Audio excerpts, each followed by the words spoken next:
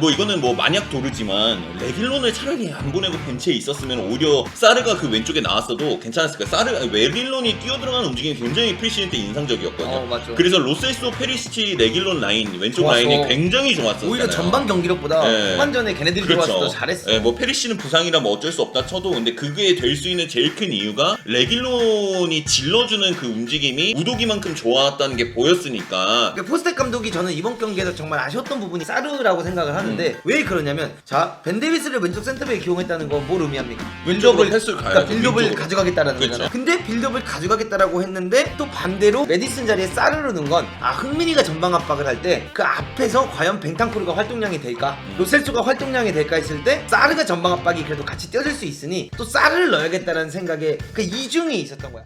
그래서 이제 토트넘이 좀 어려운 한 경기를 보냈다. 그것도 안타깝죠. 근데 뭐 어쨌든 반대편에 코리안 가이가 있었으니까 그쵸. 또 기뻐할 수도 있는 거잖아요. 근데 황희찬이 못했어요. 못했다고 생각해요? 뭐 잘하진 않았죠. 근데 공격수 역할에서 네. 기회가 안 왔을 뿐이지 등딱이라든가 이런 거 되게 좋아. 그냥 근데 막 엄청 잘했다 박수를 보낼 정도의 경기는 그치. 아니었는데 근데 울버햄튼이 이렇게 드라마틱한 역전승을 했을 때 차라리 황희찬이 주인공이었으면 야 그래 우리는 반만 가면 돼. 야 물이 반이나 비어있네.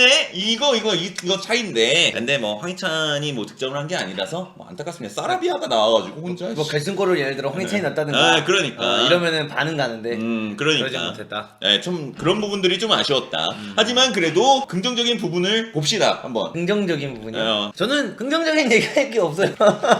이게 또 이러면 욕먹는데 진짜 저 이 경기를 보고 긍정적이다라고 볼 수 있는 부분이 있나요? 히카리오의 선방? 근데 비카리오도 확실히 이게 어떤 수비수가 뛰냐에 따라서 얼만큼의 각을 지켜주냐에 따라서 이 상황에서 수비수가 예를 들어 얘가 이쪽으로만 가게 해주면 비카리오가 각 잡기가 쉽잖아요. 근데 그런 부분에 있어서 비카리오가 사실 뭐 막 지금까지 경기에서 우리가 보던 그런 아메이징한 세이브를 보여줬다라는 느낌이 사실 크게 안 들었던 것 같고 크게 막 그러니까 우리가 원래 토트넘 경기를 보면 와우 포인트 4개 있다 그랬잖아요. 손흥민의 득점, 비카리오의 슈퍼 세이브, 반더벤의 속도, 그 다음에 히샬리 총이나 뭐 존슨이나 아니 셉셉이가 완벽한 찬스 놓치는 거 요게 이제 우리의 와우 포인트라고 했는데 사실 이 와우 포인트가 없었죠. 저는 하나 있었죠. 어떤? 이 선발 라인업으로 나왔는데 전반 2분 만에 골을 넣어? 그거는 와우 포인트. 그거는 조금 놀라긴 했고 클루세스키가 뒤로 하면서 넘겨준 거 포르가 넣어가지고 존슨이 딱 꺾어 넣은 거 보고 야 토트넘 이게 진짜 전술의 힘인가? 라고 말하자마자 생각하자마자 이제 후방 빌드업이 시작이 됐죠. 여기서 처참했습니다. 그렇죠. 그 경기가 처참을 했는데 근데 나는 이 경기 보면서 우선 그러면은 안 좋은 점들을 얘기를 해야 될 거 아니에요. 뭐 선발 라인업부터 짚고 넘어가자고 한다면은 우선 벤 데이비스가 수비수로 나온 거 어떻게 생각합니까? 근데 저는 이제 제가 아마 그때 방송 때도 얘기를 했을 거예요. 저는 아마 벤 데이비스가 무조건 선발로 나올 것 같다. 부상만 아니라면. 왜냐면 이게 감독이 프리시즌을 치를 때 벤 데이비스를 계속 왼쪽 백보다는 중앙 수비수로 해서 기용을 했거든요. 그러니까 아무래도 이 포스테클루 감독님은 빌드업에 대한 그 집착이 있는 것 같아요. 자기가 좋아하는 것도 과르디올라고. 그러다 보니까 벤 데이비스가 건강하다 보니 그냥 자연스럽게 벤 데이비스가 나온 게 아닐까. 이게 프리시즌 때 보던 거를 바꿀 수가 없어요. 왜냐면 결국 한 시즌을 보낼 때 프리시즌을 어떻게 보냈느냐가 그 시즌을 결정한다라고 하거든요, 주로. 그쵸? 근데 프리시즌 때 벤 데이비스가 센터백에 나왔을 때 어쨌든 간에 나쁘진 않았기 때문에 그냥 벤 데이비스를 넣은 거 아닐까. 이렇게 저는 생각을 하고. 그렇죠. 근데 그러니까 우선 벤 데이비스가 몸 상태가 100%가 아닐 확률이 높은 상황이었는데 높았죠. 왜냐면 크리스탈 팰리스전에서 너무 못했잖아요. 왼쪽 백에서. 너무 못했잖아요. 수비적으로 너무 불안했고. 그렇죠. 그래서 저는 중앙 수비수로 벤 데이비스를 복귀를 시킨다. 좀 쉽지 않은 선택이 될 것 같다 해서 저는 오히려 야 진짜 파격적으로 오히려 필립스가 나오지 않을까라는 생각도 해봤어요. 다이어를 왼쪽에 쓰는 걸 좀 좋아하더라고요. 그래서 그러지 않을까라는 생각을 좀 했었는데 뭐 어쨌거나 벤 데이비스가 나오게 됐고 결과적으로는 뭐 안 좋게 됐으니까 뭐 벤 데이비스가 좋은 장면도 몇 개 있었어요. 그냥 태클로 막는 것도 태클로도 맞고 근데 이제 벤 데이비스가 막 진짜 막 이렇게 막 진짜 팔을 막 가로 저으면서 뛰고 막 태클 막 날리고 막 이러는 거 그거 솔직히 반더벤 그냥 허벅지 긁으면서 뛰어서 지나갔죠. 그냥 들어가 하면서 수비해야 되는 장면을 벤 데이비스는 거의 막 인생 하이라이트 찍는 거 마냥 우악 막 하니까 막 사람들이 벤 데이비스 잘한다. 그렇죠. 아니 중앙 수비수가 수비하는 게 당연한 건데 당연한 그게 애초부터 그 커버가 사르가 그렇게 어렵게 나올 장면들이 아닌데 되는 걸 보고 네. 아 좀 힘들겠다라는 생각들이 좀 많이 들었고요. 그 다음에 우선 나는 이해 안 가는 거 사르 왼쪽 간 거 절대 이해 안 갑니다. 아니 왜 그러니까 호이비에르하고 비수마하고 사르 3명 기용한 거는 내가 100번 양보해서 아유 왜 메디슨이 다쳤으니까 뭐 누군가는 들어와야니까. 근데 보통 우리가 생각할 때는 메디슨과 그나마 비슷한 유형이 나와야 된다라고 생각이 드는데 그거는 이제 아무래도 토트넘이 데리고 있는 선수단에서는 로세소잖아요. 근데 로세소가 뛸 수 있는 상황이었음에도 불구하고 안 썼단 말이죠. 그리고 사르가 오른쪽에서 그렇게 잘하고 있는데 굳이 그 왼쪽으로 보내가지고 빌드업적으로 무너지고 그러니까 이게 왜 굳이 이렇게 했을까? 차라리 호이비를 왼쪽에 쓰든가 잘하고 있던 애들까지 왜 옮겨? 그러면은 다 안 뛰던 데에서 뛰는가 이게 잘 될 수가 없죠. 그건 맞는 것 같아요. 네. 저도 이거에 대해서 그러니까 반은 동의를 하고 반은 어떤 생각을 하냐면 그러니까 사르가 우측에서 사실상 셉셉이랑 뽀로랑 셋이 조합이 굉장히 좋았고 그 세 명에서 가져가는 콤비 플레이가 좋았는데 사르를 이제 메디슨 자리로 옮겼잖아요. 그럼 사르가 메디슨 자리에서 잘한 건 딱 하나예요. 2분 만에 골 넣었을 때 뽀로 보고 사실 패스를 줬는데 패스 미스가 난 걸 뽀로가 연기를 잘해가지고 그게 흘러가지고 이렇게 골이 들어갔지만 그러니까 포스텍 감독이 저는 이번 경기에서 정말 아쉬웠던 부분이 사르라고 생각을 하는데 왜 그러냐면 자 벤 데이비스를 왼쪽 센터백에 기용했다는 건 뭘 의미합니까? 왼쪽으로 패스를 가야 그러니까 빌드업을 가져가겠다라는 그렇죠. 거잖아요. 근데 빌드업을 가져가겠다라고 했는데 또 반대로 메디슨 자리에 사르를 넣은 건 흥민이가 전방 압박을 할 때 그 앞에서 과연 벤탄쿠르가 활동량이 될까 로셀소가 활동량이 될까 했을 때 호이베르가 될까라고 했을 때 사르가 전방 압박이 그래도 같이 떼어질 수 있으니 또 사르를 넣어야겠다라는 생각에 그 이중이 있었던 거야. 빌드업을 그냥 포커스 할 거면 아예 빌드업을 포커스해서 로셀소나 벤탄쿠르로 진짜 가야 되는 게 맞다. 아니면은 차라리 비스마가 볼을 잘 차니까 드리블 좋잖아요. 탈압박 되고 그럼 차라리 비스마를 그 자리에 놓고 호이베를 내리고 사르를 우측에 놓는다든가 하나를 결정했어야 되는데 그러니까 두 마리의 토끼를 이 부족한 스쿼드로 다 잡으려고 했다라고 나는 생각이 드는 거예요. 빌드업은 빌드업대로 가져가는데 또 손흥민 혼자 전방 압박하게 할 수는 없으니 그 앞에다가 또 많이 뛸 수 있는 넣어야겠다. 그쵸. 하다 보니까 최고의 선택이 사르였지 않았을까. 약간 패배 그 명량병 그런 거죠. 뭐 무슨 말인지 알아요. 무슨 말인지 저도 이해하는데 근데 이게 사르가 이제 그 자리에 들어가면서 나온 문제가 사르가 오른쪽에 있을 때는 좀 측면으로 많이 벌리잖아요. 그쵸. 왼쪽으로 가니까 또 왼쪽 측면을 나오더라고요. 사이드 풀백 사이드로 쪽으로. 풀백 쪽으로 가잖아요. 그러면은 그 자리에 쓰게 되면 뭐냐면 벤 데이비스가 그러니까 토트넘이 갖고 가는 빌드업에 정말 강한 것 중에 반더벤에서부터 왼쪽 윙어가 이제 보통 히샬리송이었죠. 히샬리송한테 가는 직접적인 패스란 말이에요. 그치. 근데 그 패스 길을 원래 없어도 되는 인물이 들어가 있으면서 그 패스까지 또 차단한단 말이에요. 길을 차단하는 건 아니죠. 거쳐내야 길을 되게 막는 만들어요. 거지. 네, 맞아요. 그러니까 중앙 쪽에는 사람이 한 명 비게 되고 측면으로 빠지게 되니까 중앙 쪽은 약해지고 측면에는 거기에 있을 필요가 없는데 사르는 중앙 쪽에서 좁은 데서 맞기에는 또 이 탈압박 능력이 부족하니까 이렇게 빠지고 맞아. 오른쪽에서는 그거를 포로가 잘 이용해줘서 포로가 안쪽으로 이전해서 위쪽으로 올라가지고 해잖아요. 그러니까 왼쪽 윙어들이 공 있다가 왔을 때 사르가 또 뒤에 있으니까 에메르송도 그렇고 사르도 그렇고 넘어가는 움직임들이 많이 없었어요. 윙어들이 있으면 이제 넘어가서 하프 스페이스를 침투하는 움직임이 있어야 되는데 그것도 많이 없었고 있을 때도 움직임 타임이나 이런 것들이 존슨이 주기에는 너무나도 애매한 타이밍이고 들어가더라도 그냥 킬먼이 툭 하면 사르가 텔프덕 이 형 좀 세네. 킬먼 와 난 킬먼을 좀 이번에 좀 다시 봤어요. 원래 왜냐면 제가 킬먼을 별로 안 좋아하거든요 개인적으로. 와 근데 얘가 단단하더라. 걔랑 도슨이 좀 단단했어요. 그리고 반대전화가 이번에 너무 잘했죠. 그쵸. 울버햄튼 신기한 게 이제 오른발잡이를 왼쪽에 쓰고 그래서 이렇게 네, 대각으로 계속 벌리잖아요. 뭐 어쨌거나 그래서 킬먼한테도 진짜 사르가 좀 힘을 쓰지 못했고 결국에는 이제 빠르게 교체가 되는 안타까운 좀 상황이 만들어졌죠. 그리고 그 길막을 막으려면 네. 사르가 거기서 메디슨도 그 자리에 자주 내려오긴 하니까 네. 내려올 거면 탈압박을 하나 베껴내고 진짜 그 스루 패스 전진 패스를 잘 넣어주던가 그것도 못하다 보니까 사르가 사실 그 중간에 껴버리는 게 진짜 아무런 의미가 없고 아무런 의미죠. 우도기만큼 로얄이 빠르게 나가지 못하니까 안 못하죠. 반대로 여기 공이 들어갔을 때 뭔가 이거를 돌려쳐가지고 우독이 나가는 거 뭐 황로에 나가는 거 볼 수도 없었고 그리고 한 장면에서는 로얄이 페드로 포로랑 우측에 가 있더라고요 둘이. 아예 오른쪽 윙쪽에 가가지고 로얄이랑 걔랑 둘이 주고받는 것도 있었고 포로랑 그런 걸 보면서 저는 포스테클루 감독이 두 마리의 토끼를 잡으려다가 그냥 실패한 거다. 그리고 사실 경기력적으로도 우리가 봐야 되는데 사실 전반 10분이죠 똑같이 세시전이랑 한 10분 잘했어요 토트넘. 10분도 아니에요. 한 7분? 7분? 그죠? 그거 잘하고 그 이후로는 그냥 계속 울버햄튼한테 두들겨 맞았고 사실 울버햄튼이 뭔가 세메두라든가 아인누리가 조금만 결정적인 뭐 크로스라든가 슈팅을 할 줄 아는 팀이었다면 이거는 뭐 진짜 3-4골을 먹었어도 그쵸? 이상하지 않았을 않은 경기였죠. 전반에 슈팅이 뭐 거의 뭐 7대 2였나 그랬어요. 마지막에 벤 데이비스가 하나 그나마 건드려서 코너킥에서 그래서 하나가 더 기록이 됐는데 근데 진짜 이런 거 보면은 뭐 이거는 뭐 만약 도르지만 레길론을 차라리 안 보내고 벤치에 있었으면 오히려 사르가 그 왼쪽에 나왔어도 괜찮았을 거예요. 레길론이 뛰어들어가는 움직임이 굉장히 프리시즌 때 인상적이었거든요. 좋았죠. 그래서 로셀소, 페리시치, 레길론 라인 왼쪽 좋았어. 라인이 굉장히 좋았었잖아요. 오히려 전반 경기력보다 네. 후반전에 걔네들이 그렇죠. 들어와서 더 잘했어. 네, 뭐 페리시는 부상이라 뭐 어쩔 수 없다 쳐도 근데 그게 될 수 있는 제일 큰 이유가 레길론이 질러주는 그 움직임이 우도기만큼 좋았다는 게 보였으니까. 우덕이만큼 골 잘 차는 건 아니더라도. 그래도 그쵸. 맞아. 움직임이 굉장히 좋았어요. 그래서 그렇게 움직일 수 있는 사이드백이 있다면은 사르가 왼쪽에서 뛰더라도 뭐 어떤 그림들이 만들어질 수는 있을 것 같은데 에메르송은 그거를 못 해주는 인물이잖아요. 그러니까 이 토트넘 입장에서는 좋은 경기력이 나올 수가 없었다. 거기다가 존슨도 공을 좀 지켜내는 이 느낌은 많이 부족했죠. 그러니까 달릴 때 잘해요. 네. 그러니까 뭔가 흐름이 살아가지고 이 앞에다 공 넣어준 다음에 네. 존슨아 저거 잡아 하면서 이렇게 뛰어가면서 속도 살리면 존슨이 매서운 선수가 되는데 그 외에 스탠딩에서 하는 플레이나 이런 걸 봤을 때는 뭐 사실 히샬이 더 낫지 않았나? 뭐 둘 다 둘 다 비슷한데 비슷해요. 저는 근데 공이 서 있을 때 상대가 라인을 갖추고 있고 아예 내려앉아 있을 때 왼쪽 윙에는 히샬이 난 것 같고 뭔가 카운터택 장면 혹은 이렇게 상대가 압박치는 거 확 탈압박해가지고 오른쪽에서 건너와가지고 이제 여기서 존슨이 뛰어나가는 상황이라고 하면 존슨이 더 나은 것 같아요. 그래서 둘이 좀 섞여야 돼. 둘이 뭐 합칠 수도 없고. 뭐 그러니까 둘이 그냥 냄비에다 넣고 뜨거운 물 부어서 이렇게 그래.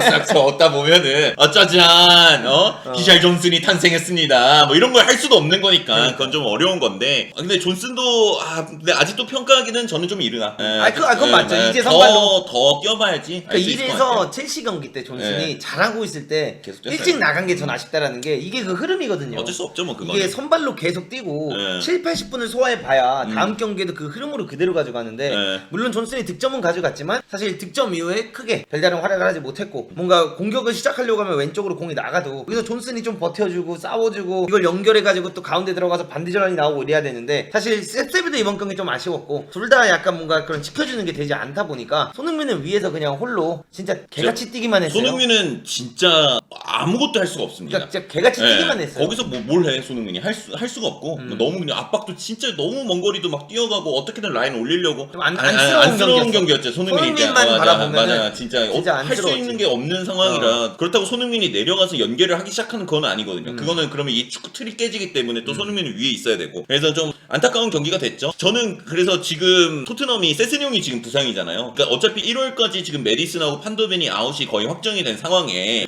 지금 세스뇽이라도 좀 돌아와서 왼쪽에서 그렇게 질러주는 움직임을 가져갈 수 있을지도 좀 두고 봐야 될 것 같고 뭐 우도기는 부상이 아니라 한 경기만 제외가 된 거니까 우도기만 돌아오더라도 그래도 토트넘의 공격이 조금은 살아나지 않을까라는 희망은 갖고 있습니다. 그리고 포스테코글루도 이번 미드필더 기용에 대해서 좀 생각이 바뀌었을 거라고 생각해요.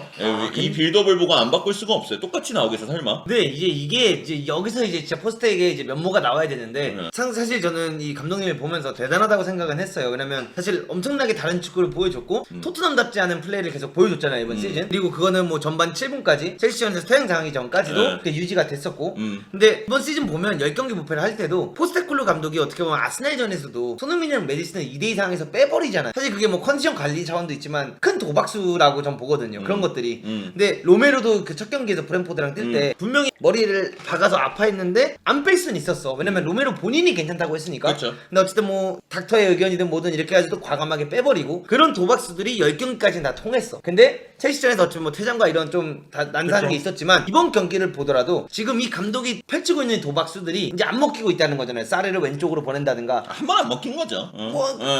저는 이제 한 번 안 먹혔다고 하면은 이렇게 이제 안 먹히는 순간도 분명히 감독이라면 오거든요. 근데 그게 이제 왔을 때 과연 얼마나 자기가 융통성을 보여줄 것이냐 혹은 이거는 내가 잘못 생각했구나. 메디슨 자리에 역시 사르같이 창의성 없는 애가 들어가면 이건 안 되는구나. 내가 좀 전방 압박적인 부분에서 부족하더라도 로셀소를 기용해야겠구나. 뭐 이런 생각을 한다든가 이런 변화를 줘야만 한다라고 저는 생각이 많이 들어요. 근데 줄 거라고 저는 생각을 합니다. 왜냐면은 저는 포스테코글루가 언제 이런 거 변화를 별로 두려워하지 않는 인물이냐라고 느낀 거는 원래 시즌 초반에는 손흥민이 왼쪽 윙이었고 히샬리송이 원톱이었잖아요. 누가 봐도 히샬리송 원톱이 통하진 않았어요. 그쵸. 근데 이게 만약에 다른 인물로 대체를 해서 전술적으로 변화를 가져가는 거였다면은 그러면은 뭐 그냥 한 명 바꾸고 바뀐 거 좋아진 거네. 그러는데 포스테코글루가 시즌 초반에 3경기를 유지했던 그 3톱의 위치를 2명을 바꾼 거잖아요. 그거는 자기가 틀렸다라는 걸 완전히 인정을 하고 바꾼 변화라고 저는 생각을 하거든요. 그것도 맞는 말이에요. 네, 그러니까 자기가 틀린 거잖아요. 똑같은 선수를 위치를 바꾼다라는 거는 웬만해서는 안 나오는 장면인데 근데 그거를 하는 걸 보고 포스테코글루는 확실히 좀 자기가 안 된다라고 느꼈을 때는 변화를 가져갈 수 있는 인물이다. 저 이런 생각을 갖고 있어서 아마 다음 경기 아스톤 빌라전에서는 미드필더진이 좀 많이 바뀌게 될 것 같다라는 생각을 갖고 있고 로셀소하고 포스테코글루가 물론 뭐 제가 훈련장에서 둘이 뭐 얘기를 하고 있는 거 본 건 아니지만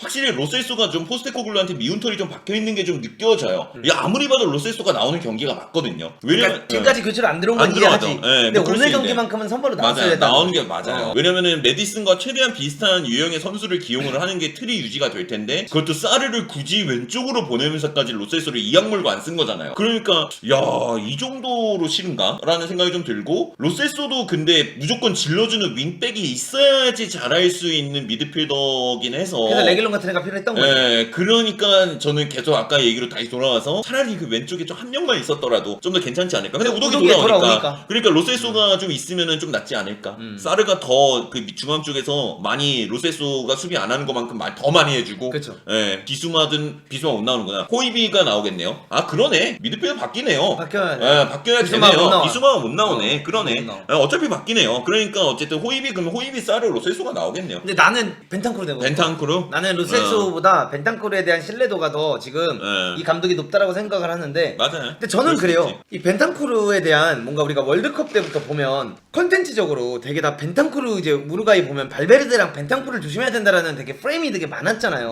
근데 사실 발베르데가 우리나라한테 크게 뭘 못했고 뭐 벤탄쿠르도 크게 뭔가를 하진 않았잖아요. 근데 저는 이 벤탄쿠르에 대한 인식이 좀 잘못되어 있는 것 같아. 그러니까 이 벤탄쿠르가 볼을 잘 찬다. 벤탄쿠르가 진짜 박스 투 박스 플레이메이커다라고 생각을 하는 분들도 꽤 많은 것 같은데 벤탄쿠르는 그런 유형의 선수가 아니라고 저는 생각하거든요.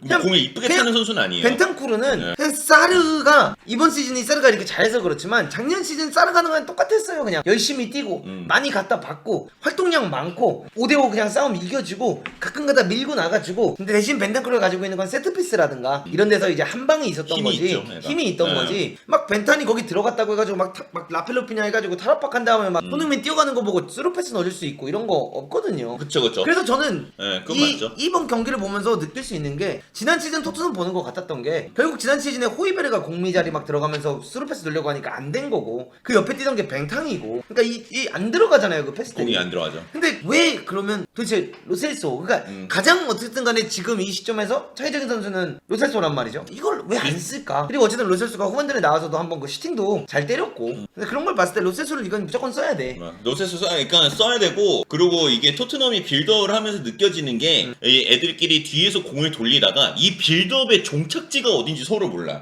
그러니까 결국에는 우리가 이 뒤쪽에서 공간을 만들고 끌어들이고 주고 하고 하다가 야 메디슨이 공간이 열렸어. 그럼 메디슨이 잡고 돌거나 아니면 거기 개인 능력이 나오는 개인 거지. 능력으로 해서 한 명이 딱 제껴서 내면서 시작되는 그 토트넘의 속도가 딱 붙으면서 그게 무서웠던 건데 딱 열리면서. 열리는 건데 근데 야 자 됐어 야 공간 열렸어 오케이 나는 도는 애 아니야 자 너가 돌아 나 돌아 나 못 돌아 너 돌아 안 돌아 야 나 못 돌아 야 그럼 누가 돌 거야 그리고 에메르송은 나 들어가 못 들어가 나 안 들어가 나 수비야 그럼 누가 해 사르 형 나 저도 아니에요 왜 이거만 계속하고 있으니 그러니까 그 콘테 옛날 경기가 생각이 난다 이거 무한 반복인 거예요 그냥 계속 만지고 그 비수마도 히트맵 쪽으로 보니까 많이 내려왔더라고 어쩔 수가 없죠 거기 위로 올라가질 못하니까 그래서 공만 계속 돌다가 어디선가 종착지는 못 가고 그러니까 지금 뭐 어떤 느낌이냐면 지금 딱 차선 두고 쭉 가서 좌회전에서 유턴 다시 하고 다시 좌회전 유턴 이것만 계속하고 있는 거예요 좌회전 좀 누가 하라고 좌회전 길을 반대로 가야 될 거 아니야 답답해 지금 생각해도 답답하네 어쨌든 가나 근데 이거 표현 너무 좋았던 게 네. 그게 진짜 정답이에요. 진짜 그게 정답이에요. 이게 종착지가 없어. 그러니까 우리가 꿈이 있거나 목표가 있어야 그래도 틀린 길로 어긋나더라도 내가 서울을 가기로 결정했으니까 어떻게든 서울로 가잖아. 근데 이거는 약간 얘네들도 뭐 그 빌드업은 하라 그래서 하고는 있는데 그래서 뭐 씨발 이거 어떻게 풀라는 거야 이런 느낌이에요. 그러니까 진짜 답답해. 전 그래서 경기 보면서 입중계할 때 계속했던 얘기는 야 오늘 토트넘이 이길 수 있는 방법은 그냥 오른쪽으로 계속 공 보내서 클루세스키하고 포로 둘이서 어떻게든 좀 그냥 두 손 모으고 치고받고 그냥 클루셉만 계속 밀어줘서 그냥 얘가 1대1 막 뭐 실수 많고 뭐 템포 많이 쳐먹고 뭐 알겠어. 그래도 얘밖에 없었어요. 그건 맞아. 그래서 클루셉만 계속 줘라 하는데 에릭 다이어가 클루셉한테 딱 패스 주려는 순간 이제 자기가 봤던 인스타에서 봤던 댓글들 악플들 쫙 생각나는 거지. 다이어 you die 이런 것만 생각이 나니까 주려다가 오케이 안전하게 하고 그럼 호입이 딱 주면 또 이제 시작되는 거야. 야 난 못해 돌아 그렇게 계속 이거예요. 다이어에서부터 클루세스키로 가는 패스가 많이 나왔어야 되는데 그게 안 나왔어. 아 진짜로 진짜 악플들이 쭉 보이는 거야. 아 오늘은 욕 안 먹어야지. 그러니까 다이어의 목표는 욕 안 먹기예요. 이기는 게 아니야. 그러니까 수비도 굉장히 소심하게 하고 결국에는 실점도 나오고 어쩔 수가 없었죠. 근데 저는 그 부분에 있어서 포스텍이 좀 아쉬웠던 게 있는 게 어쨌든 간에 이제 경기가 안 풀렸잖아요. 그러니까 1대1이 뭐 91분에 된 건 알겠어. 근데 그 전에도 경기력이 솔직히 처참했잖아요. 그쵸. 뒤에서 뭐 이렇게 돌리기만 하지 뭐 공격이란 건 이어지지도 않고 좋은 장면이 나오지도 않고 어떻게 보면 득점왕을 할 수 있는 혹은 정말 폼이 좋은 손흥민한테 연결된 장면 자체가 별로 없고 저는 경기 도중에 이런 이야기를 했어요. 손흥민을 어차피 지금 경기 안 풀리는 이 시점에 손흥민 왼쪽 윙으로 빼고 그것도 괜찮았죠. 공격수에 벨리지를 넣든 차라리 그러면 빌드업이 안 되니까 비카리오부터 그냥 길게 가서 벨리지가 비벼주고 떨어지는 세컨볼을 호이베르 뭐 벤탄쿠르 로세스가 갖다 박으면서 뺏어가지고 이거를 뭔가 손흥민 사이드로 연결해서 손흥민이 크로스 올리는 거 벨리지가 기도하면서 제발 한 골 어떻게든 넣어라. 그러니까 뭐 1대1 할 수 있는 이런 방법을 그치. 선택을 왜 안 했을까가 나는 조금 아쉬워. 이것도 맞아요. 전 이게 너무 아쉬워. 그러니까 맞아요. 우리가 맨날 빌드업 축구가 최고의 축구다라고 하는데 이게 경기를 볼 때 45분을 뛰었는데 안 될 때가 있어요. 그럼 그때는 과감하게 에이 씨발 니네 오늘 하지마. 니네 개새끼들 내가 빌드업 시켰는데 자꾸 하지도 못하는 거 하지마. 니네 할 자격이 없어 하면서 너네 새끼들 그냥 킥하고 싸우라고 했으면 오히려 이 경기를 이겼을 수도 있어. 근데 이것도 있죠. 저는 근데 그 선택을 내리지는 못할 거예요. 내리진 못해. 왜냐면은 원톱 가서 득점을 너무 많이 하고 있는 인물이라서 그냥 오히려 그런 거 바라는 것도 오히려 손흥민도 흥민아 한 방만, 흥민아 한 방만. 그냥 두 손 모아서 그냥 하나만 떨어져라. 그 떨어졌을 때 그걸 놓치지 않는 게 손흥민이니까. 그게 벨리지가 되면 안 되니까. 그게 또 그것도 맞아. 맞아. 이게 진짜 이지선다예요. 그러니까 그래서 이제 선택이 중요한 건데. 선택성이 근데 저는 정답이 이제 없는 선택인 것 같아요. 근데 저는 그게 아쉬웠다라는 거. 그러면 결국 너무 안 되니까. 결국 결과론적인 거니까. 결과론적인 거죠. 그게 맞아요. 그래서 진짜 그 기회가 벨리지에게 왔으면 왜 손흥민을 거기서 뺐냐라고 할 수도 있는 거고. 맞아요. 근데 반대로 저는 이제 그 올 수 있는 가능성이 많이 희박했고 하나는 손흥민한테 한 번 왔었어 왼발 슈팅 때린 거.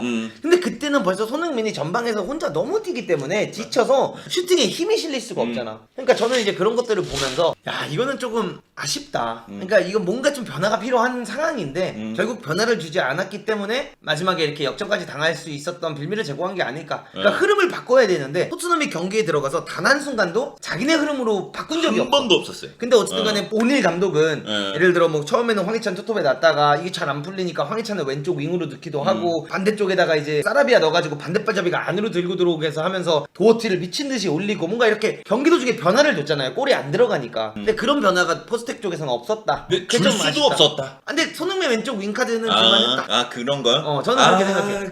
근데 진짜 결과론이에요. 그러니까 그치, 나는 결과론이죠. 못해. 어. 왜냐면 손흥민이 왼쪽 가서 뭐 해줄 수 있고 뭐 벨리즈도 없고 뭐 할 수도 있는데 손흥민이 원톱으로 가고 난 뒤에 그 걸리는 타이밍들이 너무 많았었기 그건 때문에 맞지. 그래서 그거는 저는 그냥 무조건 밀고 갔을 것 같고 벨리즈가 들어가는 것도 좀 어렵고 아니, 뭐 존스를 왼쪽 포드로 넣는다던가. 빼도 힐 나왔잖아요. 어. 힐 진짜 못해. 힐은 진짜 동민 형이던데. 내가 진짜 관중석에서 생일 때 촛불 불듯이 세게 부르면은 넘어질 것 같던데 하면은 이렇게 하면서 넘어질 것 같아. 애가 그냥 뭐 펄럭펄럭거려. 그때 소리 날 것 같아.